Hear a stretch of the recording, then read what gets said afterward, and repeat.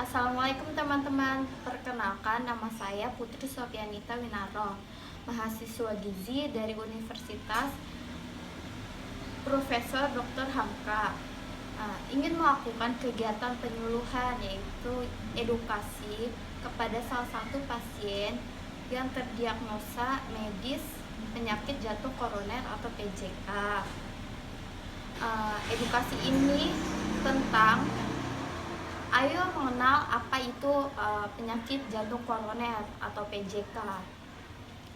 Tujuan dari edukasi ini agar pasien dapat memahami lebih dalam tentang penyakit jantung koroner serta penata laksanaan dietnya.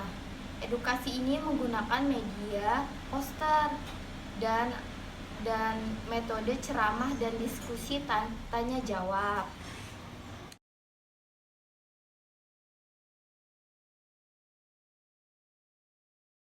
Assalamualaikum Bapak. Waalaikumsalam warahmatullahi wabarakatuh. Ada apa ya, Dek?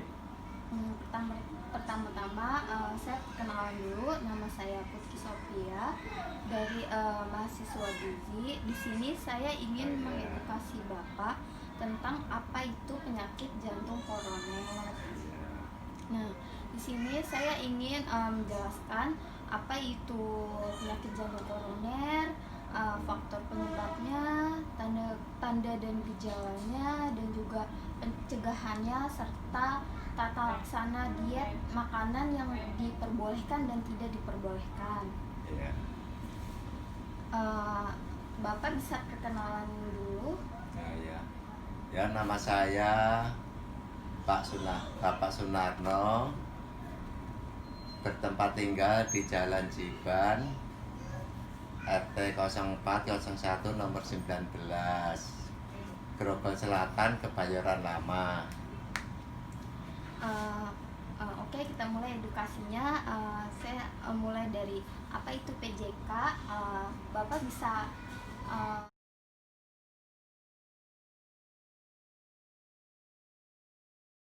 Bapak tahu nggak sih apa itu penyakit jantung koroner? Ya, belum tahu. Ya, ketahunya ke jantung koroner itu ya rasa dada sakit, bernapasnya susah, itu aja. Disebabkan apa ya belum tahu. Oke, saya akan jelaskan apa itu penyakit jantung koroner. Penyakit jantung koroner atau PJK itu yaitu adanya kelainan di mana ada penyempitan dan penyumbatan pada pembuluh darah ya, di mana darah itu akan mengalir ke otot jantung. Nah, penyumbatan itu jika terus-menerus akan menyebabkan serangan jantung. Nah, penyumbatan itu dikarenakan oleh penumpukan kalsium dan juga lemak. Nah, penumpukan itu seperti pada poster, yaitu warna kuningan di sini.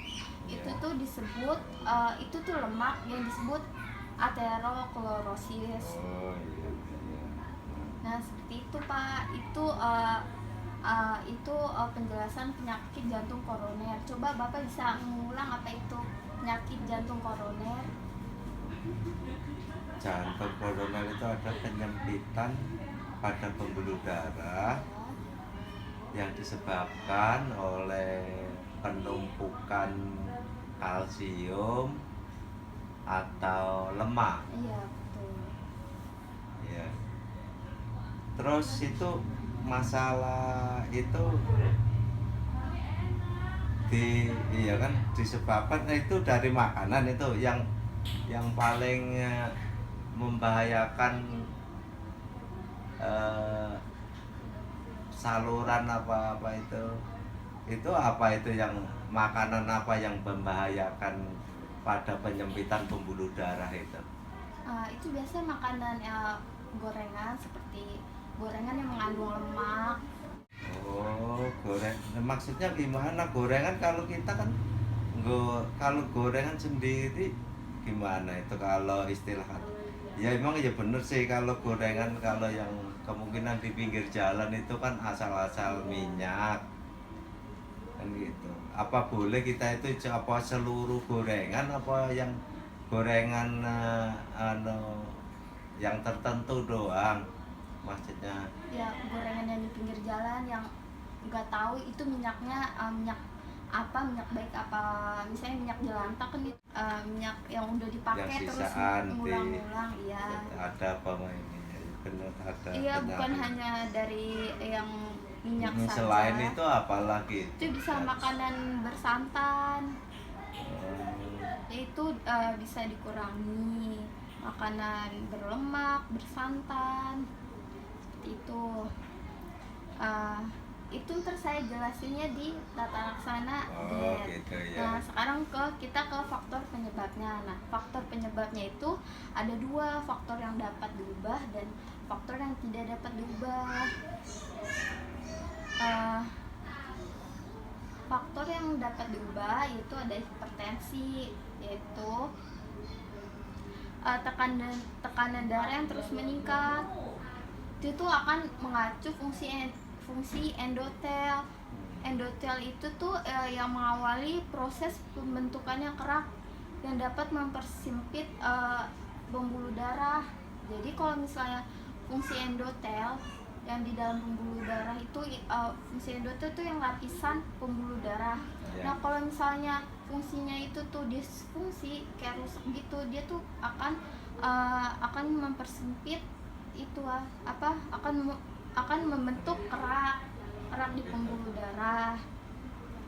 Nah terus juga hipertensi ini akan beresiko dua kali lipat untuk ke penyakit jantung koroner ini. Kan ini faktor yang dapat diubah, jadi Bapak bisa mengontrolnya dengan mengecek minimal seminggu sekali. Iya. Lalu yang kedua itu ada diabetes mellitus. Nah, pada diabetes mellitus akan timbul proses penebalan pada pembuluh darah sehingga terjadinya penyumbatan di aliran darah ke jantung. Nah, ini juga bisa diabetes ini juga kan bisa dikontrol dengan mengecek gula minimal seminggu sekali bisa. Lalu yang ketiga itu ada rokok. Nah rokok itu kan akan menyebabkan penurunan kadar oksigen ke jantung. Lalu juga rokok ini bisa meningkatkan tekanan darah, denyut nadinya tuh meningkat. Lalu penurunan kadar kolesterol HDL. Kolesterol HDL itu adalah kayak lemak bayi, itu akan menurun. Iya, rokok juga meningkatkan resiko jantung koroner sebanyak 2-6 kali lebih besar resikonya. Lalu kedua itu ada dislipidemia, di mana kadar HDL lemak baik rendah. Iya, ini juga bisa turun gitu ya. Bisa dikontrol dengan mengecek kadar kolesterol. Lalu obesitas ini kan adanya penumpukan lemak di bagian sentral tubuh. Ini juga akan meningkatkan resiko jantung koroner karena penumpukan lemak karena obesitas itu. Lalu yang terakhir itu kurangnya aktivitas kan menyebabkan darah di dalam tubuh susah mengalir kan. Jadi kita bisa mengubahnya dengan aktivitas kayak olahraga santai, jalan. Faktor yang tidak dapat diubah itu ada 3, yaitu usia. Usia ini bisa biasanya terjadi pada lansia, yaitu umur 40-60 tahun. Lalu yang kedua itu ada jenis kelamin. Jenis kelamin laki-laki dan perempuan itu tuh lebih lebih tinggi laki-laki. Kenapa? Karena wanita mempunyai HDL itu lemak baik yang tinggi dibanding LDL. Lalu ada riwayat keluarga. Nah, keluarga yang langsung berhubungan darah yang berusia kurang dari 70 tahun merupakan faktor resiko. Jadi bisa kalau misalnya ayah bapak atau ibu bapak punya penyakit jantung koroner, bisa nurun ke bapak, itu tidak bisa diubah lagi.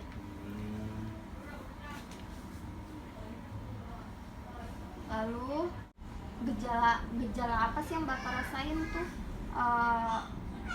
tentang jantung koroner ini, penyakit jantung? Ya, kalau lagi pas mau gejala itu dada panas, habis dada panas semakin meningkat sampai kenceng-kenceng.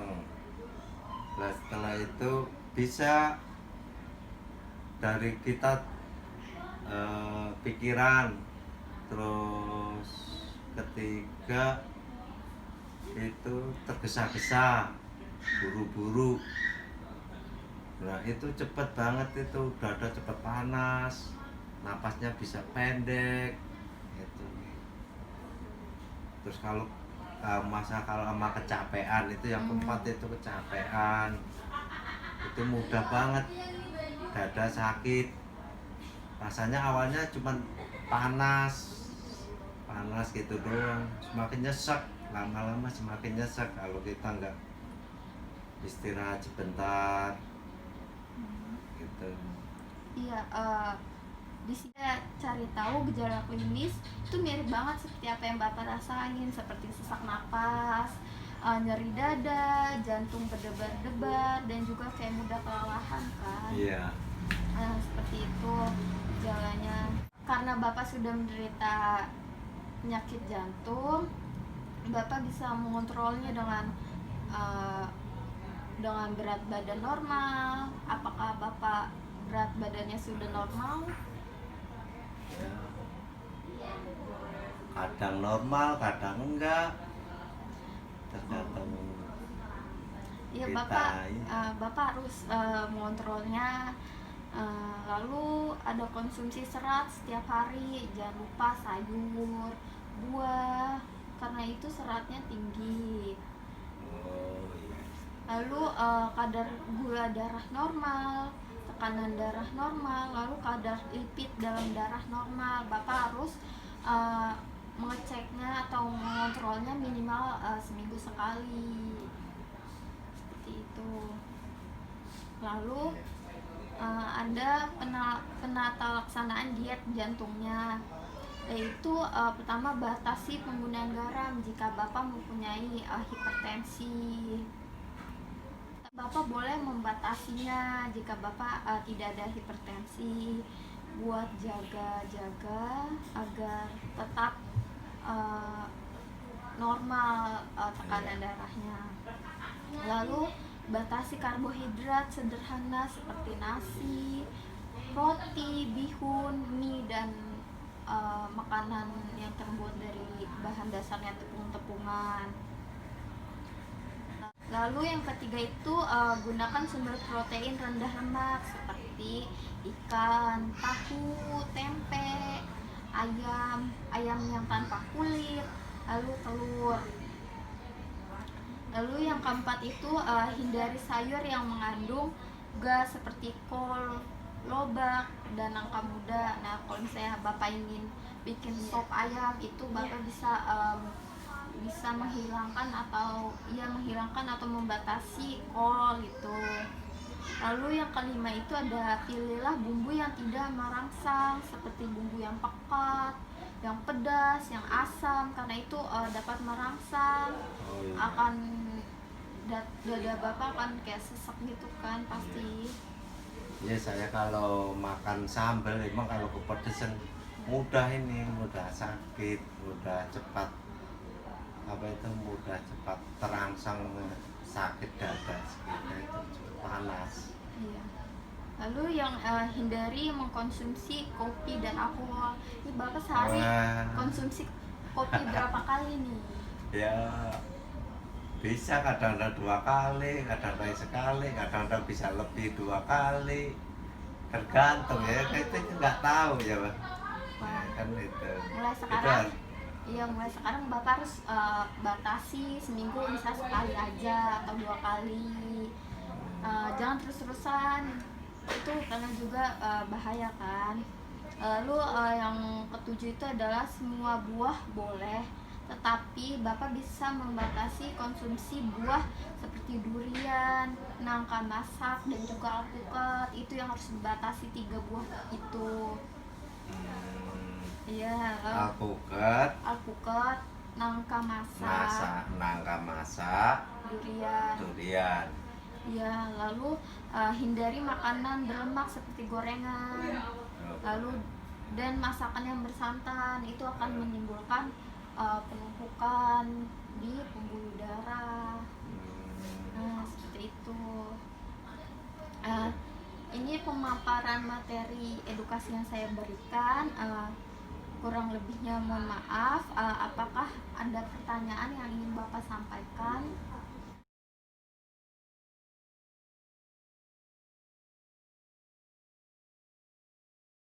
Ya udah, yang penting kan saya terima kasih sama Mbak Putri. Yang penting kan kita udah tahu pencegahan, cara kita konsumsi yang tadi itu masalah apa itu, kalau buah itu nangka masak, terus alpukat, apalagi tadi ada 3, Durian. durian ya benar, terus makan gorengan Ya, jangan sembarangan betul. begitu, Dan kopi nggak boleh Iya, banyak, kopi jangan banyak-banyak. ya, yang rokok. Ya udah, makasih, saya Masih ucapkan terima kasih sama Dik Putri Sopianita. Iya. Kak, ini Mbak Putri, kalau kadar gula itu yang normal berapa itu? Oh, kadar gula itu tuh yang normal itu di bawah 200, Pak. Terus kolesterol? Kolesterol pun begitu, normalnya di bawah 200. Kalau misal udah lewat dari 200 itu Bapak harus mengeceknya di rumah sakit agar ketahuan. Uh, karena yang pengecekan biasa itu yang yang lewat jarum itu yang di tangan itu tuh pengecekan uh, kadar kolesterol keseluruhan. Jadi Bapak harus ke rumah sakit untuk mengetahui kadar kadar HDL Bapak, yaitu lemak baiknya, terus ada LDL lemak jahatnya, biar Bapak tuh tahu. Oh iya, kira cukup di itu ya. Iya, terus enggak, terus itu kan Bapak kan ada asam urat nih. Ya. Nah, asam urat itu kan kalau kata di dokter itu kalau di atas 7 itu emang bener panas di kaki, nggak enak, guys, pokoknya pegel-pegel semuanya, nggak enak, susah tidur. Nah, terus permasalahannya begini, terus cara pencegahannya apa itu asam urat itu? Oh, ini berarti pembahasannya keluar dari tema. Ya, Asam urat itu bisa dicegah dengan menurunkan konsumsi yang mengandung purin, yaitu kayak ayam, kayak makanan seafood, itu oh, bisa dikurangin. Terus juga bisa aktivitas tapi yang santai saja, kayak misalnya jalan kaki 20 menit atau terus. oh ya udah, makasih Mbak Putri, Iya, makasih sama-sama. banget ya. Kita jadi tahu apa yang kita cegah, apa yang kita saya makan. Saya ucapkan terima kasih. Sama-sama, saya juga